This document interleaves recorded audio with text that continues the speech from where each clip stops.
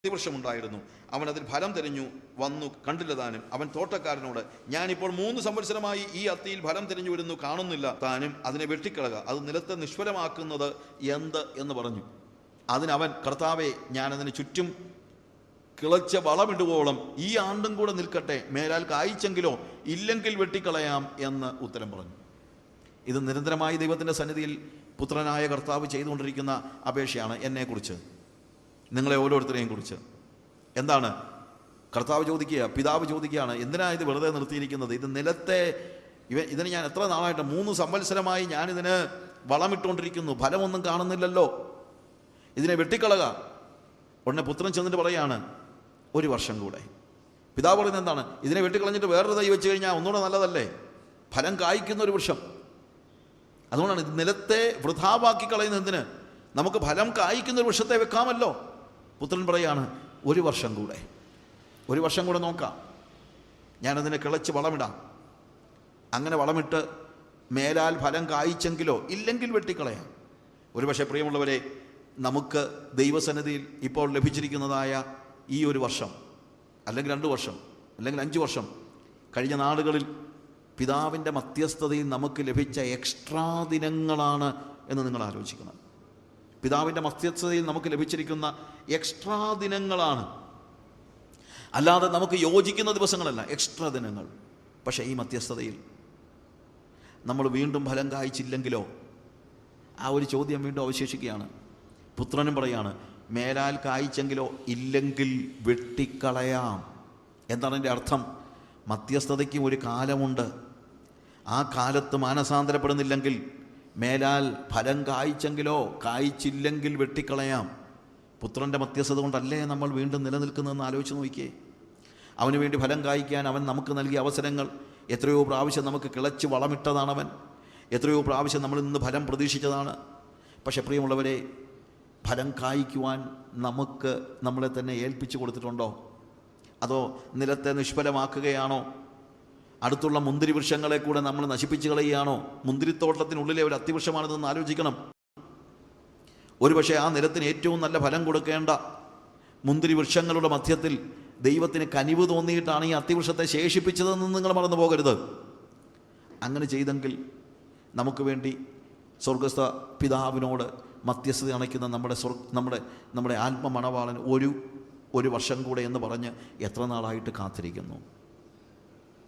ഇന്ന് ഈ പകൽ നേരത്ത് അവൻ്റെ മധ്യസ്ഥതയുടെ ഫലമായിട്ടല്ലേ ഞാൻ നിൽക്കുന്നത്? നമ്മളൊന്നുകൂടി ആലോചിച്ച് നോക്കിയേ. യെസ്, അവൻ്റെ മധ്യസ്ഥത കൊണ്ടാണ് നമ്മൾ ഇപ്പോഴും ദൈവത്തിൻ്റെ സന്നിധി നിൽക്കുന്നത് എന്ന് നിങ്ങൾ മറന്നു പോകരുത്.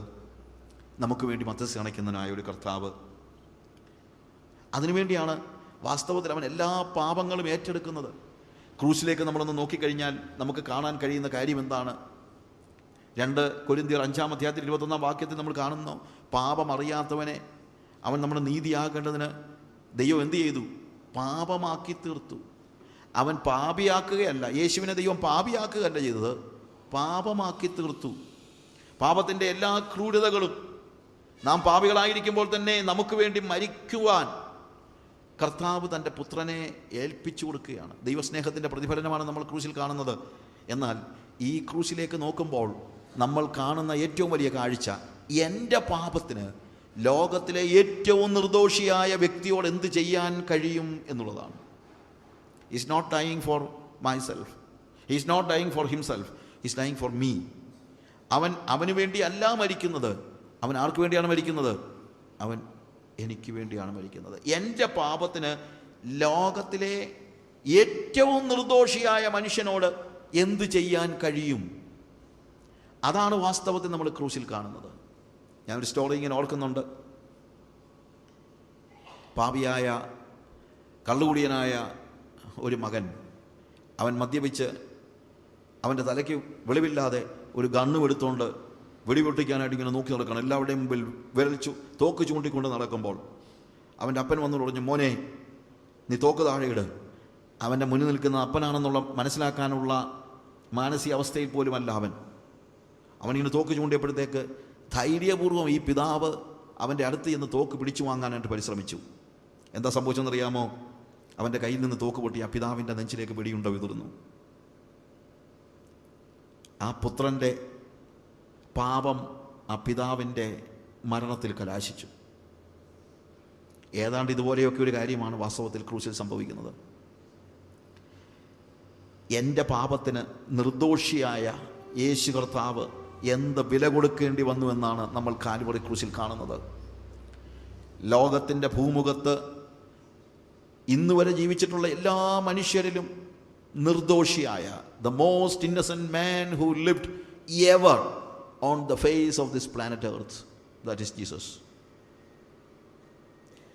അവനെ എങ്ങനെ തകർക്കുവാൻ എൻ്റെ പാപത്തിന് കഴിയും എന്നാണ് കാൽവറി ക്രൂശിൻ്റെ ദർശനം. It is my sin and your sin. എന്നിട്ടും അവൻ്റെ നെഞ്ചിലേക്ക് നിറയൊഴിക്കുന്നവന് വേണ്ടി പോലും പ്രാർത്ഥിക്കുന്നത് പോലെ യേശു കർത്താവ് തന്നെ ക്രൂശിച്ച. Who crucified Jesus? It is me and you. യഹൂദന്മാരാണ് ക്രൂശിച്ചതെന്ന് ചിന്തിക്കരുത്. എൻ്റെ പാപമാണ് അവനെ ക്രൂശിച്ചത്. അവൻ എനിക്ക് വേണ്ടി മധ്യസ്ഥത അണയ്ക്കുകയാണ്. പക്ഷെ ഞാനതിനെ എങ്ങനെയാണ് കാണുന്നത്? വീണ്ടെടുക്കപ്പെട്ടതിന് ശേഷം പോലും ഞാനിതിൻ്റെ സത്യത്തെ മനസ്സിലാക്കിയിട്ടുണ്ടോ? അതാണ് നമ്മുടെ ചോദ്യം.